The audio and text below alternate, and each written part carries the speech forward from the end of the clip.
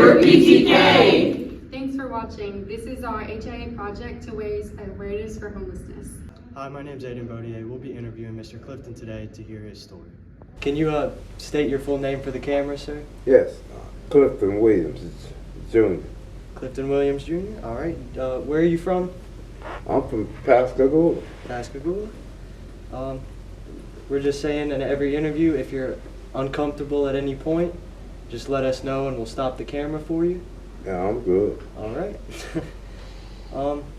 Just wanted to start off by asking, what was your life like before you became homeless? I became homeless and well, actually my wife died in '99, and I worked jobs till 2000, about 2005, 2006, but I couldn't deal with the pain and the agony of my wife, so I started using drugs and stuff, and that led to not want to work. So I started doing other things, you know. And in 2015, I just gave up. I went and got me a tent and just went to the woods. So after that, I traveled, you know, hobo trains and talked to all type of other people, you know. Like I said, the homeless situation is different for everybody. It's always because when I was out there, when I was in Eugene, Oregon, I think it was, during the COVID, and I was staying out there in the woods. Some old white people, they let me stay on their farm. You know what I'm saying? I didn't know them and they didn't know me. But I helped them out and stuff like that. But I was still longing for my wife, you know, so I just kept doing things and doing, you know, drugs and drinking and having fun, just didn't care about me out here on the streets. You know what I'm saying? Yes, sir. But like I said, I have talked to doctors, lawyers, polices,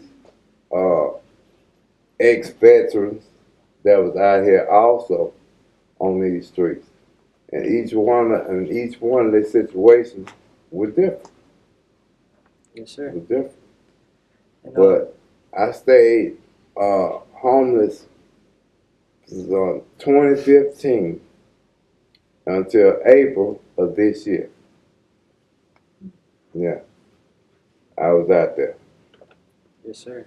That's a I was long out there, time. but I was traveling, doing catching the trains and stuff like that, and learning how to get along with people. When you're homeless, you have to try to maintain your sensibility. In other words, you have to have an understanding, not with yourself, but with other people. And you have to go and like find somebody in a restaurant that you might be cool with so they can give you some food or bring you some food. You have to go and find somebody that's cool at a store so they can help you out on beer and cigarettes and all that when you're homeless. You know, it's a life of, to me, it's a life of unperilous. I say that because it is unperilous. You don't know what's going to happen from the moment that you out there. And I had close calls in them woods. Had close calls with bobcats, wild dogs. I had to worry about snakes. And then I had to worry about other people coming there and try to rob me or take what I had. You know what I'm saying? The homeless world, it's very hard, and it's very, very, very hard and tough. If individuals feel like you're weak, they gonna come and take your tent, your blanket, and everything you got. Because why? Because you can't tell them. You can't say nothing because most people don't have no ID, no social security card, or nothing to say that who are they. You feel me? Yes, sir. And like I say, I learned I was in Mobile, Alabama in 2016, and I met a guy named Boxcar Williams. That's the guy that taught me how to get stuff and how to hobo train. So I took up with him for about a year, and we was hoboing trains all over the country. Didn't pay the damn penny, just hobo.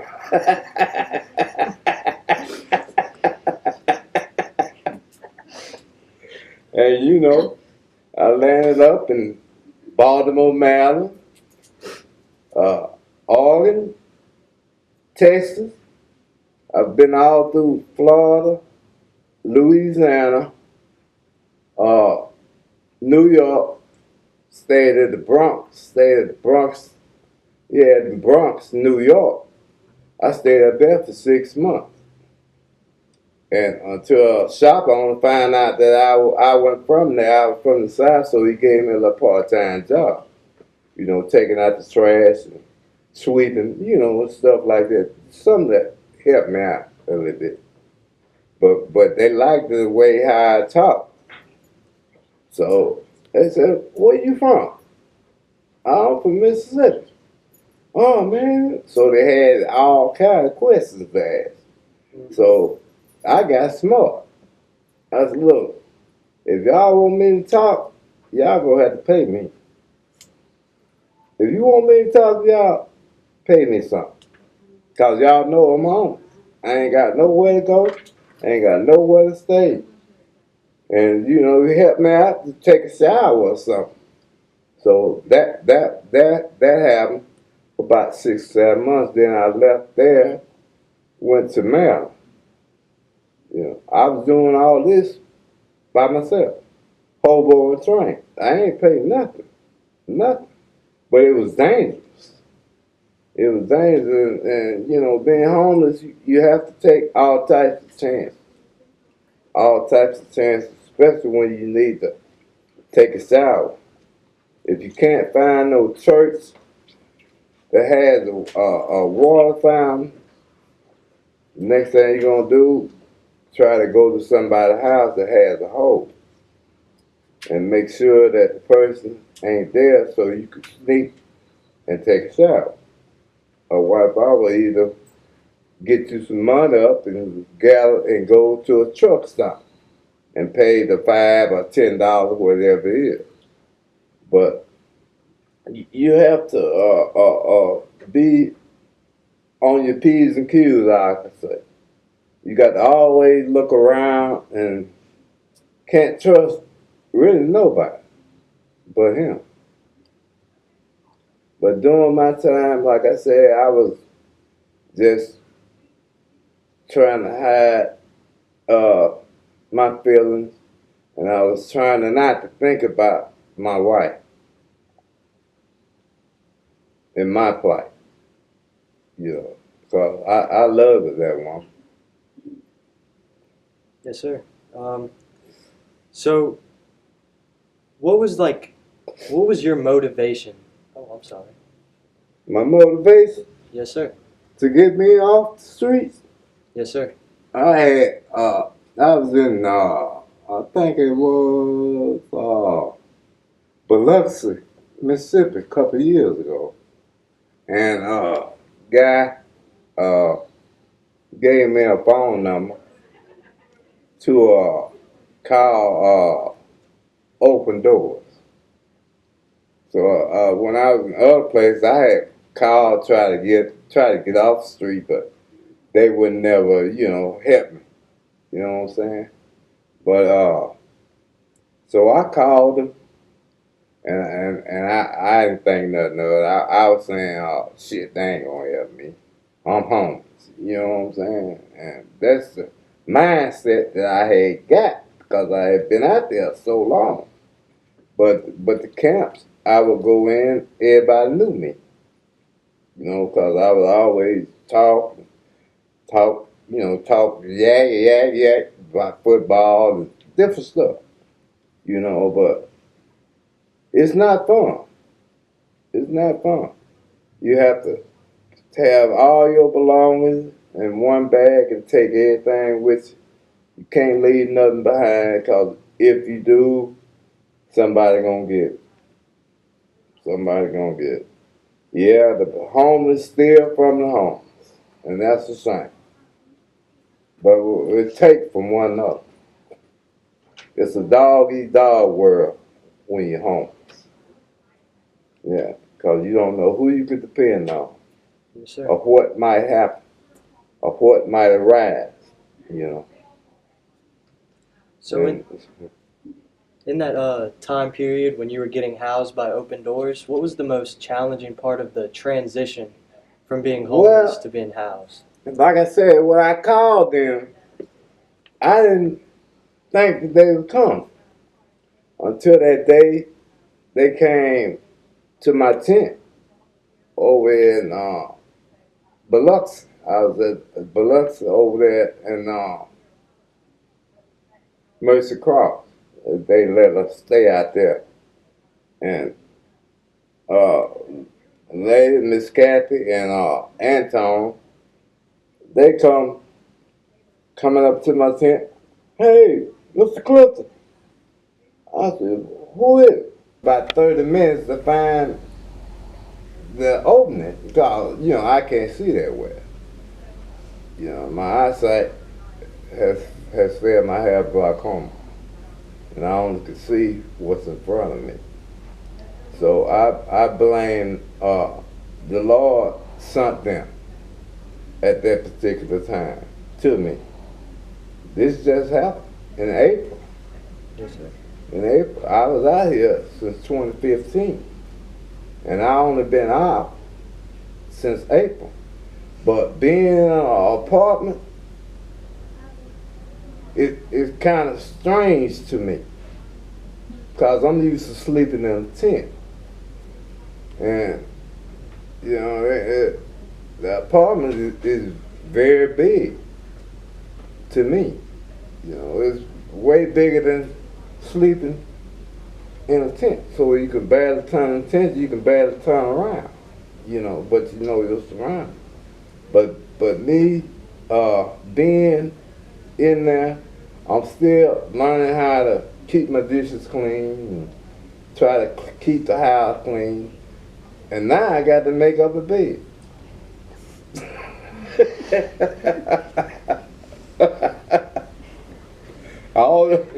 I'm so used to that. Right. And I thank Open Doors, and I thank the Lord for sending Miss Catherine there, to help me. But like I say, I didn't think, when I was in other places, when I had called them people, they ain't do nothing. So I just brushed it off until it actually happened. Do you remember how long it was from when you called to when they got to you? Yeah, I called them January. And then I called them again in February, and I left the message. So when March, April, they was knocking at my tent. It took them less than 2 months to go and get it. That's great. That's Yeah. incredible. Yeah, but like I say, I'm still learning. Man, I be sitting outside, just me and my cat, because that's the only thing I got, my cat and the Lord. But we be sitting outside, I be talking to him, and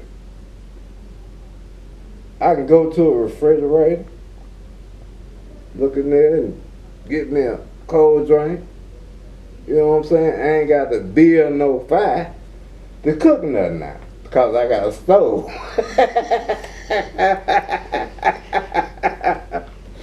Cause I burned up everything, but I got a stove. I ain't got to worry about building no fire. Yeah. Is there any advice for somebody who is like homeless that you would want to give them Any advice or motivations to pass on? Well, the only good advice I could give is have faith, believe in the Lord, and believe in yourself. That's about all the advice that I could give. You know, 'cause like I said earlier, we all out here from different circumstances. We all out here for one reason or another. But you know, like I say, my plight, it was pretty good. Because I was traveling, I was going everywhere, moving. That's when my eyes got bad. See, my eyes got bad a couple of years ago. That before I met Open Doors. But they did a good job. Yes, sir. They did a good job for me. Yeah, As of absolutely. now. But like I say, I'm still getting used to having an apartment. I'm still getting used to going sit down on the toilet. 'Cause, you know, I did the whole woods. Right. Get some tissue, grab your shirt and go about your business. But I'm used to, you know, I'm getting used to it. I tell Miss Cat all the time, man, I be seeing things up in here. What? I said, I ain't used to this. I'm used to my tent.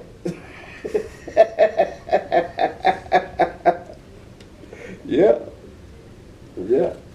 We got one final question for you. So, is there any like misconceptions or stigmas about the homeless people that you would like to clear up?